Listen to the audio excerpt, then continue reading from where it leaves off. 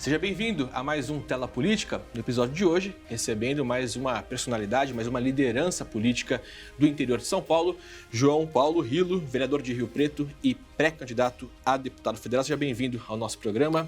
Já começo falando com você em relação à estratégia do PSOL. A gente sabe que a ideia, claro, é formar uma bancada mais ampla na Câmara Federal e isso, de certa forma, acaba sendo positivo, acaba sendo interessante para quem está atrás de Boulos. Boulos vai ser um grande puxador de votos. Minha pergunta para você é, Rilo, independentemente de um puxador de votos, você acredita que consegue se eleger por conta própria? Bom, primeiro agradecer, Marcelo, aqui, todos os trabalhadores aqui do SBT pela oportunidade de falar com vocês, né, e cumprimentar os telespectadores.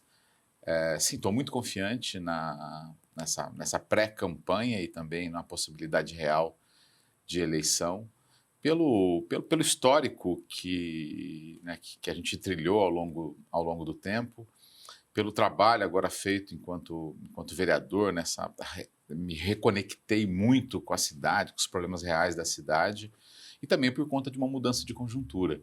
Acho que o Brasil fez a opção de experimentar um outro modelo de governo, um outro conceito de Estado, e boa parte do eleitorado se arrependeu, porque o país está num caos, né, numa taxa de desemprego muito grande, um descontrole de preço, a carestia nas pessoas, a gôndola de supermercado, o balcão do açougue, a bomba de gasolina tá revelando o modelo de governo desastroso no Brasil. Então essa conjuntura, ela tende a mudar. O eleitorado vai buscar um governo com viés mais social, um governo que pensa no fortalecimento do Estado. E esse é o meu caminho, a minha ideia de Estado é essa. Então penso que tem um ambiente muito favorável para ampliação das bancadas progressistas, tanto nas assembleias como na Câmara dos Deputados, que é o pleito que eu vou fazer esse ano. Claro, você falou em conjunturas, obviamente são cenários muito diferentes, mas peguei dois números aqui só para a gente fazer um comparativo. 2010 você foi eleito ali com mais de 100 mil votos, e em 2018 teve um resultado na casa dos 30 mil votos. O que se atribui essa queda tão drástica? O bolsonarismo em 2018 foi tão determinante para ter um impacto nesse seu resultado? Sim, não tenho dúvida, e não foi só na esquerda, né? Na própria direita tradicional. Quem mais perdeu foi a direita tradicional. O PSDB teve uma diminuição da bancada muito grande, o PMDB uma diminuição, os partidos de centrão, né, teve uma diminuição muito grande e um crescimento da ultradireita. E um fenômeno absurdo. Foi, por exemplo, Janaína Pascoal, ela teve quase 30 mil votos em Rio Preto, ela nunca esteve em Rio Preto. Ela não destinou um único centavo de emenda parlamentar para Rio Preto. Assim também aconteceu um fenômeno com deputados federais ligados ao bolsonarismo. E a cidade sentiu esse impacto. A cidade perdeu representatividade, perdeu recurso, porque cada mandato de deputado estadual, especialmente deputado federal, tem, com um orçamento impositivo, chamado agora, né, os deputados eles têm recurso direto, eles podem destinar recursos para a saúde, para a educação, para entidades. E Rio Preto perdeu muito com isso. Então, é óbvio, é legítimo, a população tem o direito de fazer as suas escolhas e fazer a reflexão. Eu percebo hoje na cidade que tem uma reflexão de voltar a votar em deputados progressistas e deputados da cidade e da região. Quer dizer, a composição do Congresso como um todo deve ser muito diferente do que está hoje. Vai mudar. Eu não tenho ilusões que nós vamos eleger um Congresso super comprometido com o povo. Infelizmente, ainda não, porque o sistema eleitoral brasileiro não vai proporcionar isso. Uhum. Porque é um sistema que privilegia, né, homens brancos e ricos, essa é a verdade, né, ligados ao capital, aos bancos. Então, a turma do dinheiro ainda vai ter muito peso, mas você tem razão, vai ter uma mudança, né, uma mudança comportamental ideológica que vai fazer bem para o Brasil. Eu tenho fé que nós não vamos reproduzir um Congresso tão ruim como o que existe hoje. Você tocou num ponto na resposta anterior em relação da falta de representatividade da região. A gente sente muito isso no interior de São Paulo, de não conseguir formar, desenvolver e eleger lideranças regionais. O que você acha que falta? É uma união dessas lideranças? Você acha que falta um entendimento que a população precisa ter essa pegada meio de voto distrital, entender que tem que ter um representante seu lá no Congresso? O que se atribui? Olha, tem algumas questões. Tem uma cultural que vem de muito longe. E, infelizmente, essa lógica que eu vou falar, ela reproduz tanto seja na direita até na esquerda, que é a história de império e colônia. Uhum. Então, o interior é tratado como colônia. Eu consegui ser eleito deputado estadual por 2 vezes, muito bem votado, porque eu rompi muitas vezes essa lógica e fazia um discurso de que era necessário, o interior tinha que ter vez e voz.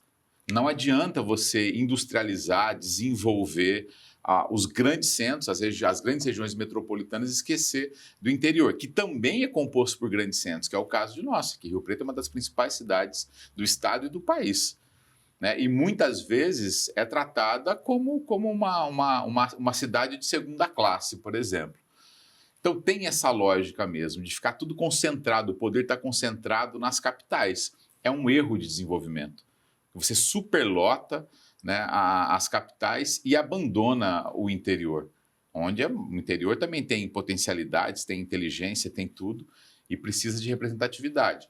Então eu penso, Marcelo, que essa eleição vai ter um comportamento diferente. Uhum. A cidade sentiu, por exemplo, o interior sentiu que perdeu representatividade e está atento com isso. Um exemplo muito prático para você são as instituições, por exemplo. Elas dependem muito dessa representatividade, como a PAI, Renascer, várias ONGs ligadas à saúde, assistência social, deixaram de receber recursos de emendas parlamentares pela ausência de liderança, além de um debate importante que é a representatividade, né? Você discutir grandes temas. Por exemplo, sempre tive na pauta nossa a questão de uma universidade federal. Por que não tem um campus em Rio Preto? Tem que ter um campus de uma universidade federal, tem que aumentar os cursos no Instituto Federal, tem que aumentar curso na Unesp e tem que ter um campus de universidade federal. Sem universidade, você não gera desenvolvimento. Uhum. Você precisa de pesquisa. A universidade, quando ela é trabalhada com a comunidade, quando ela tem uma sintonia fina com os governos, ajuda a desenvolver, porque a inteligência está ali. Fora a oportunidade que você cria, a expectativa de esperança para uma massa de jovens que não tem expectativa no interior. Então é muito importante ter esse equilíbrio, essa representatividade do interior. O Brasil, por exemplo, tem uma distorção, mas que tem um sentido. A Câmara Alta, né, que é o Senado Federal, no Brasil são poucas democracias que têm esse sistema que é bicameral. Você tem a Câmara dos Deputados e tem uma espécie de casa revisora, o Senado. Por que o Senado existe? Porque cada estado, independente do seu tamanho, tem 3 senadores. A Câmara dos Deputados, não, ela é mais ou menos proporcional. Né? São Paulo é o estado que mais tem deputado federal, porque é o maior estado, o maior número de eleitores. Agora, o Senado não. Ele é composto por 3 senadores, que é para dar equilíbrio. Porque senão, imagina né, o estado do Acre ficar sem representatividade política. É um estado que vai ficar esquecido. Uhum. E muitas vezes esses estados são os que mais precisam de desenvolvimento, de atenção.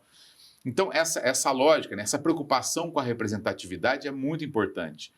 E o interior tem que ter essa preocupação também, de votar em representantes, em políticos próximos, que quem vai defender essas bandeiras? Da saúde, do fortalecimento da nossa saúde regionalmente, né, da vinda de uma universidade federal para cá, ou ampliação dos cursos na Unesp. Se você não tem uma representatividade orgânica da cidade e da região, fica capenga. Até porque se você elege um deputado, enfim, que não conhece em nada a região, não tem o porquê ele ter essa entrega, essa devolução. Exatamente. Quero falar um pouco do pessoal com você. Boulos tinha toda aquela expectativa em cima do nome dele, foi um nome que foi bem na disputa pela Prefeitura de São Paulo, tinha expectativa para o governo do estado, mas realmente recuou, vai ser deputado. Está no DNA do PSOL focar em legislativo, focar em assembleias e também na Câmara? Qual vai ser o momento que o pessoal vai olhar e falar, estamos preparados para ocupar postos no Executivo também? Olha, Marcelo, a eleição passada nós tivemos um crescimento muito grande. O pessoal teve um crescimento muito grande no interior, elegendo vereadores. E nós tivemos um diferencial, que foi a ida do Boulos para o segundo turno em São Paulo. Né? Pouca gente botava fé nessa possibilidade. E num discurso, num programa muito claro, né, com propostas concretas, com muito conhecimento e muita capacidade de diálogo que ele tem, o Boulos sem tempo de TV, sem aliança, sem recurso, ele foi para o segundo turno, deixando candidaturas poderosas para trás e teve um desempenho maravilhoso no segundo turno. Isso já mostra que o pessoal também pode desenvolver a vocação para governar. Você tem razão.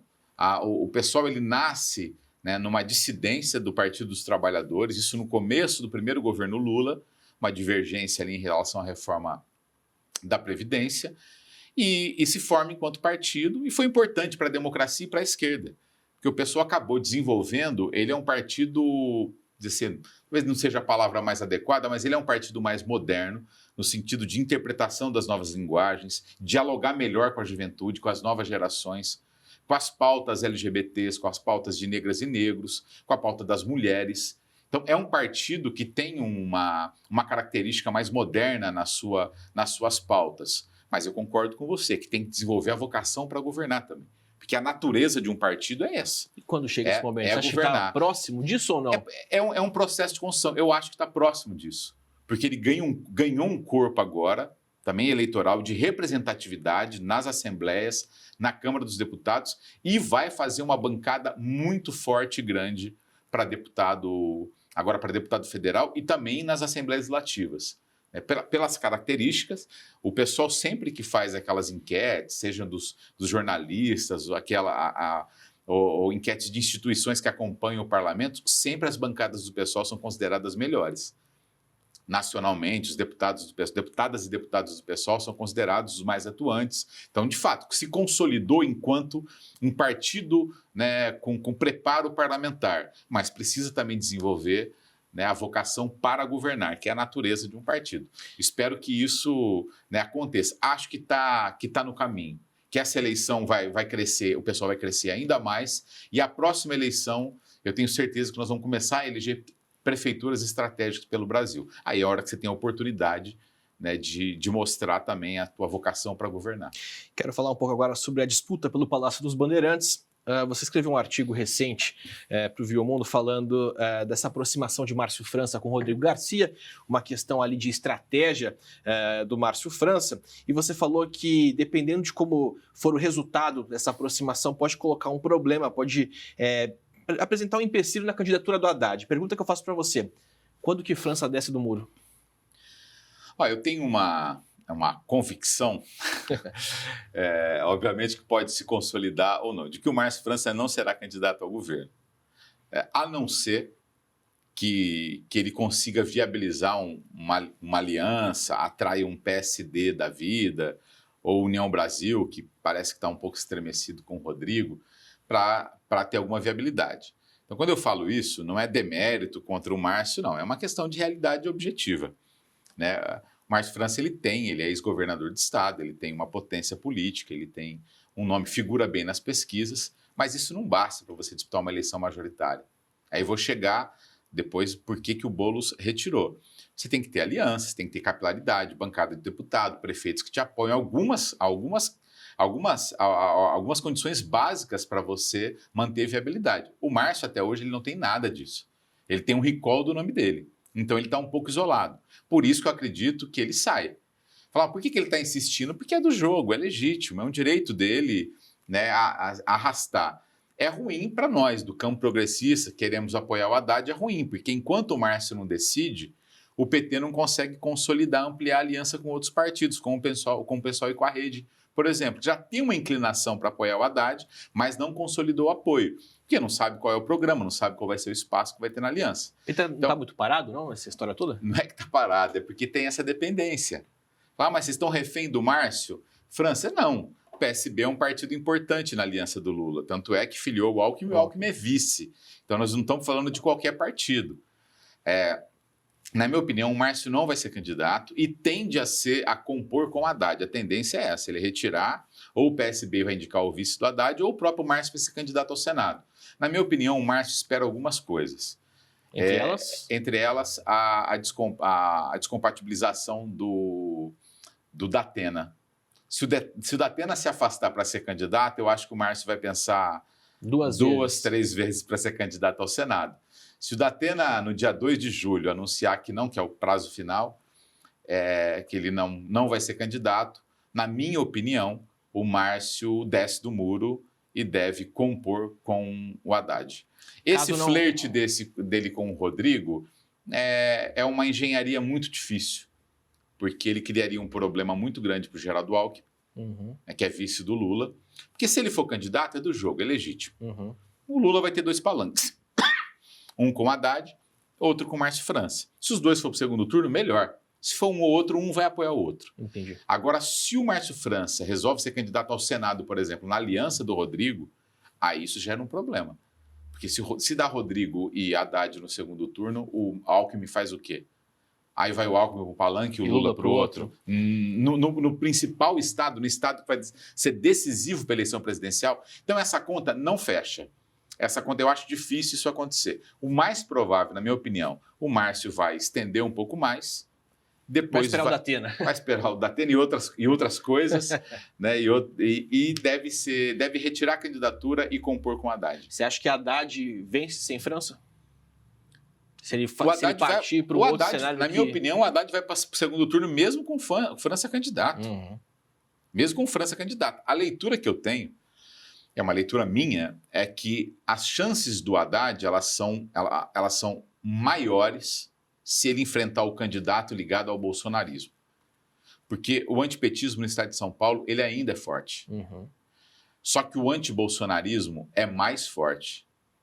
E, na minha opinião, comprometedor. Tanto é que o Bolsonaro ele não ganha de ninguém em nenhum cenário no segundo turno estimulado.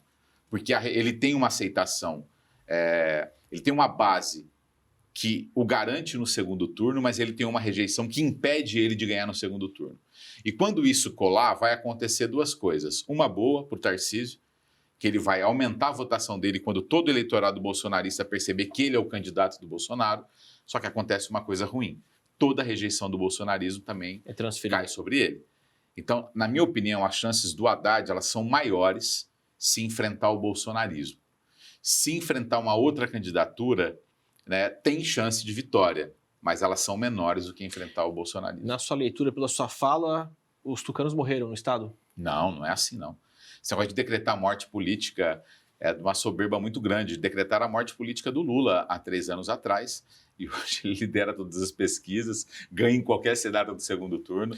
O Alckmin, eu me lembro quando o Alckmin disputou a eleição de prefeito em São Paulo, que ele ficou em 3º lugar, nem para o segundo turno ele foi, também decretaram a morte do Alckmin. Ele voltou a ser governador e reeleito. Então, essa história de ficar decretando a morte política dos partidos e das pessoas, assim, é de uma soberba e de uma burrice muito grande. Você tocou no nome do Lula, o apoio do pessoal para o Lula, você acha que vai ser naquele esquema assino embaixo ou vai ser um apoio fiscalizador, um apoio com ressalvas? Não, do ponto de vista de derrotar o bolsonarismo, de eleger o Lula, o pessoal está muito comprometido com isso, muito comprometido. Temos confiança no presidente Lula no que diz respeito à manutenção da democracia, ao fortalecimento do Estado e de um programa social. Daí a compor o governo é uma outra história. Aí nós vamos avaliar, talvez o pessoal cumpra um papel importante, né, apoiando o governo nas questões fundamentais e também tendo uma posição crítica. Isso ajuda a democracia, ajuda a arejar a construção de um pensamento crítico. Pode ser um caminho. E o outro pode ser compor, mas isso não está decidido. O que está decidido é que nós vamos apoiar com toda a intensidade o presidente Lula para derrotar um projeto de desmonte do Estado brasileiro, que é o projeto do Bolsonaro, e para recuperar minimamente civilidade e democracia nesse país. Falando em geral do Alckmin, o pessoal sempre foi muito crítico, né? A postura de Alckmin, ele é um mal necessário hoje nesse projeto anti-bolsonarismo? Na minha avaliação, o ex-governador Geraldo Alckmin, ele fez uma autocrítica implícita. Essa é a verdade. Eu acho que à medida em que ele se posiciona nesse campo e aceita, né, a posição de vice do Lula, o que ele está dizendo? Erramos.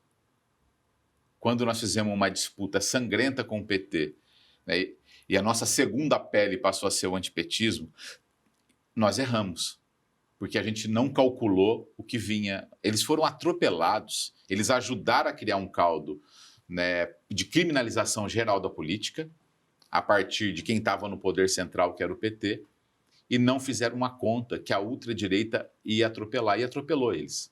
Bolsonaro ficou mais forte que eles, e olha no que deu. Alguém que ameaça constantemente a democracia. Então, na minha opinião, o Geraldo Alckmin ele fez uma autocrítica histórica. Isso é importante, tem que ser reconhecido.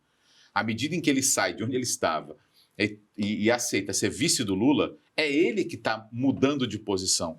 Na minha opinião, Isso tem que ser aplaudido do ponto de vista da humanidade e da democracia brasileira. Ele reconhece, né, que esteve no lugar errado e agora se posiciona de uma outra maneira. Mas a página vira porque em alguns momentos a gente vai ter ali uma série de pautas sensíveis, aquelas privatizações, que podem ter um choque entre Alckmin e Lula. Mas vai ter, isso não é problema. Desde que fique no campo da democracia, que seja discutido de um jeito franco e civilizado, isso não é problema. Ter diferenças de visão de Estado é que nós chegamos numa situação tão grave, que a gente pode perder o direito de pensar diferente. Esse é o problema. O Brasil está numa escalada autoritária que nós podemos perder o direito de pensar diferente. Então, a união de Lula e de Alckmin, eu vejo que é a manutenção do direito de ser diferente. É o direito de ser diferente numa democracia e ser respeitado. Então, eu não vejo problema em relação a isso, até porque a urgência nesse momento é recuperar a democracia brasileira, a civilidade, a humanidade, o respeito entre as pessoas. Fazendo uma releitura, claro, são momentos completamente diferentes, mas você acredita que num segundo turno, que se confirme, né, a polarização Lula e Bolsonaro, vai ter uma releitura de 2002, em que teve uma grande aliança, meio que todo mundo com Lula, para derrotar um modelo até então, um modelo que vinha após Fernando Henrique? Marcelo, ela vai ser maior. A aliança, hoje já é uma aliança muito ampla. O próprio Geraldo Alckmin, como vice do Lula, significa isso. E no segundo turno, né, que é o que está desenhado, eu acho muito difícil não ser esse cenário, muito difícil mesmo. Na minha opinião, não tem espaço para uma terceira via. Porque o Bolsonaro, como eu disse no começo, ele tem consolidado um apoio consolidado, mas uma rejeição muito maior, que o impede de ganhar. Então, na minha opinião, esse é o quadro. Bolsonaro versus Lula no segundo turno. E a aliança em torno do Lula ela vai ser mais ampla que 2002. Porque em 2002 você tinha um modelo econômico que levou o Brasil a uma taxa de 14% de desemprego, né, de esvaziamento do Estado, de uma rede de proteção social esfacelada. Então você tinha isso, mas você não tinha uma ameaça à democracia. Hoje você tem uma ameaça à democracia. Então, na minha opinião, segundo turno, Lula e Bolsonaro, o Bolsonaro vai ficar com esse voto, né, ultraconservador, reacionário, né, que vai ficar com ele, e um voto de centro-direita, uma direita mais moderada, liberal, tende a apoiar o Lula no segundo turno. Aliás, para dar um exemplo aqui da nossa região, Aloysio Nunes Ferreira, que não é qualquer quadro político, né, foi um dos principais quadros políticos do Brasil, e é um dos principais quadros políticos do PSDB, ele declarou apoio ao Lula desde o primeiro turno. Ele tem leitura política, ele enfrentou uma ditadura militar, ele sabe o que está em jogo. Então, e isso vai acontecer. Eu acho que até o final do primeiro turno vai ter muita adesão ao Lula desse campo de direita, de centro-direita, do centro, por conta desse risco. Nós queremos manter a democracia, nós queremos o direito de continuar pensando diferente. Sem Depois, num segundo momento, reajusta as histórias. Você acredita agora uma opinião pessoal realmente sua em relação ao resultado de eleição? Por exemplo, se Lula ganha no primeiro turno, você acha que a reação do Bolsonaro vai ser diferente do que se Lula ganhasse no segundo turno? Ou o risco é o mesmo em qualquer cenário? A reação dele é o mesmo em qualquer cenário. A diferença é que uma vitória no primeiro turno é em conteste. Ele está bravatando bastante, ele tá organizando uma grita, mas ela não vai ter êxito. Porque o Brasil não é qualquer país, o Brasil é um país muito importante para o mundo, para a economia do mundo, para o projeto social do mundo. E o mundo inteiro está de olho no Brasil. O mundo inteiro está de olho no Brasil. Então, não existe. Essa história de um golpe tradicional, militar, à força, está, na minha opinião, né, pode ser um excesso de otimismo, está fora de cogitação. Esse modelo de golpe tradicional, à força, está fora de cogitação no Brasil. Então, ele vai ficar bravatando, né, vai espernear, mas vai ter que se conformar com o resultado. Esses aliados dão coro para esse esperneio que você cita? Você acha que eles têm voz suficiente para fazer um barulho para uma eventual derrota? De jeito nenhum. De jeito nenhum. Isso é um acidente histórico. O Bolsonaro é um acidente histórico. E eu acho que nós vamos corrigir esse acidente o mais rápido possível. Só para a gente encerrar, arrematar o nosso papo, volto a falar um pouco do PSOL. No fim de maio teve ali uma debandada, enfim, uma declaração de uma ala do PSOL dizendo, inclusive, que estavam deixando o partido criticando essa aproximação com rede, esse entendimento de que Alckmin talvez tenha virado a página. Você acha que a essência do PSOL mudou nos últimos tempos? Não, primeiro que não é uma ala. Uma ala, por exemplo, de escola de samba é muita gente. Ele eram alguns passistas. né, que fizeram um documento e saíram. Não chega a ser uma ala. É uma turma que, né, que, na minha opinião, estão desconectados da realidade. Não entendem a necessidade de derrotar o bolsonarismo e que o Lula é o principal instrumento para isso. A essência não mudou, então? Não existe isso. É um pequeno grupo. Por exemplo, tem diferença entre nós? Tem. Aí sim, isso é uma ala, é um conjunto grande do partido, que representa 40%, que defendia a candidatura própria. Falou, vamos manter a candidatura própria e apoiar o Lula no segundo turno. Eles foram derrotados no Congresso. Todos eles estão na campanha do Lula. São divergentes, mas têm responsabilidade mínima com a democracia. Eu considero quase uma irresponsabilidade de quem hoje sai do PSOL ou de um outro partido de esquerda, porque vai apoiar o Lula. Para mim, está desconectado da realidade. O Lula é o principal instrumento para a gente derrotar esse projeto autoritário e restabelecer civilidade no país. João Paulo Hilo, muito obrigado pela sua participação aqui com a gente. Obrigado, até a próxima. Marcelo. Até a próxima. Pessoal que nos acompanha em múltiplas telas, já pode acompanhar outras entrevistas no nosso Tela Política, é só acessar tela2.com.br. Valeu pela companhia, estamos sempre ligados. A gente se vê.